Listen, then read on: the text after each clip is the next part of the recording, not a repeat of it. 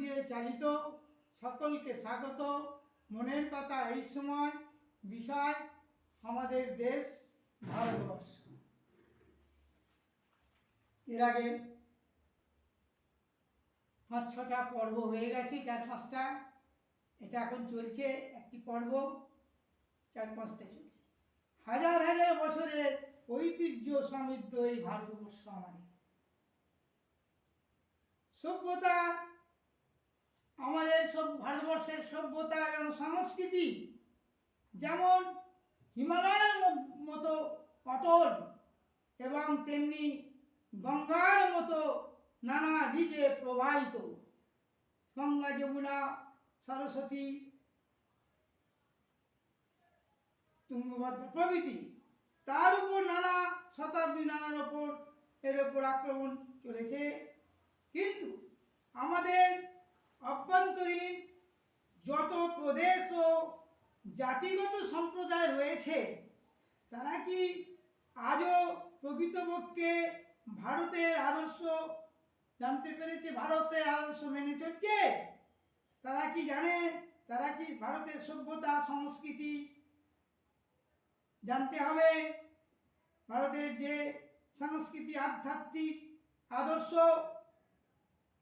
এবং ঐক্যের মধ্যে, বৈচিত্র্যের মধ্যে ঐক্য হচ্ছে ভারতবর্ষের একমাত্র সংস্কৃতি, ধর্ম। কিন্তু এই ঐক্যের ভারতবর্ষকে সর্বস্তরে লালন করার জন্য মানবিকতা আমাদের প্রয়োজন আছে।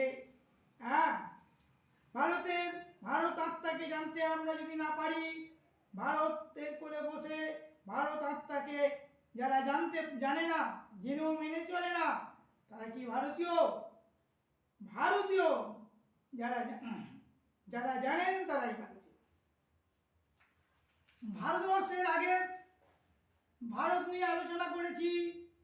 আবার বলি, ভারতে জন্মালে ভারতীয় হওয়া যায় না। ভারতীয় সংবিধান অনুযায়ী ভারতীয় নাগরিক হওয়া যায়, কিন্তু ভারতীয় নয়। ভারতীয় হতে গেলে মনে প্রাণে 4টে যে আশ্রম, 4টে বর্ণের অন্তর্গত হতে হবে। 4টে আশ্রম কি?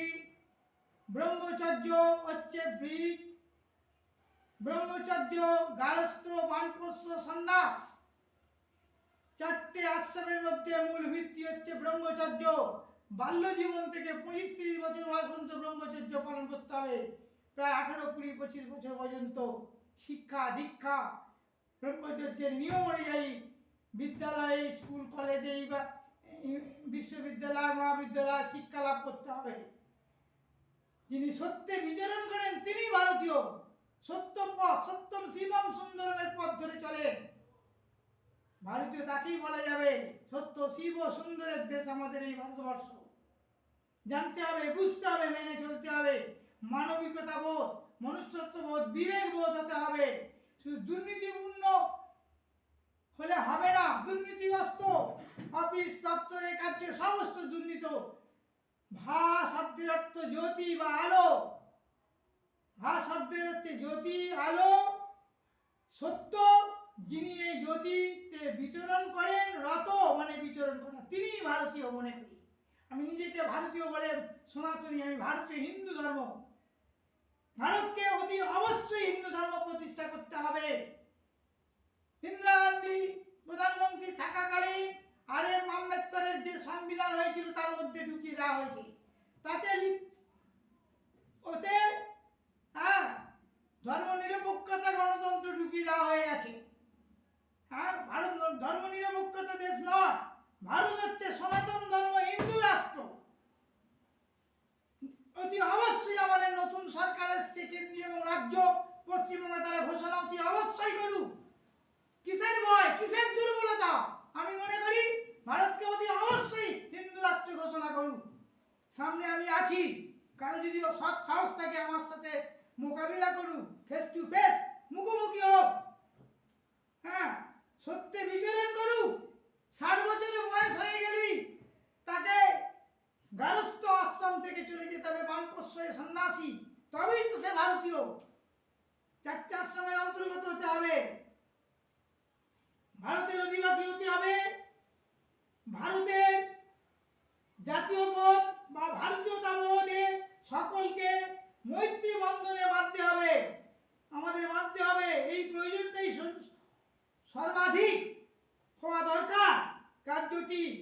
হ্যাঁ, জাতীয় পরিচর্য এবং ভারতীয়বোধ আনতে হবে আমাদের। ভারতীয়দের ফলে বন্ধুরা জাতীয় সংস্কৃতি আমাদের এখানে টান পড়েছে, ন্যাশনাল করছে অ্যাকসেশন, এবং ভারতবর্ষের নবভারতীয়দের জাতীয়তাবোধ এবং ভারতীয়তাবোধে জাগ্রত করে আমাদের হাজার হাজার বছরের যে ভারতীয় সভ্যতা ফিরিয়ে আনতে হবে। হাজার হাজার বছরের যে ভারতের যে বৈদিক সভ্যতা, সনাতন ধর্ম, হিন্দু ধর্মের সভ্যতা ফিরিয়ে আনতে হবে ভারতবর্ষের এই সংস্কৃতিকে। হ্যাঁ, কাজটি বড় আমাদের, তবেই তো বলবো মেনে চলতে হবে। ভারতীয় আদর্শ প্রচার, শিক্ষা সম্প্রসারণ, হ্যাঁ, বিদ্যালয় প্রাথমিক স্তর থেকে একবারে উচ্চ স্তর পর্যন্ত, আপাতত মহাবিদ্যালয় বিশ্ববিদ্যালয় পর্যন্ত ভারতের জাতীয় সঙ্গীত যেমন জনগণ বন্দে মাতরম যেমন শুরু হয়ে গেছে, স্কুল বিদ্যালয়তে চলতে থাকুক ভারতে। হ্যাঁ, গৈরিকের দেশ এই ভারতবর্ষ, শিবাজি আদর্শ, রামদেব বাবাজি তার সীতা তার যে গেরুয়া বস্ত্র ধ্বজা করেছিলেন, ভারতীয় জাতীয় গৈরিক ধ্বজা, মৈত্রীবাণী, তাদের জীবনকে তুলে ধরতে হবে স্কুল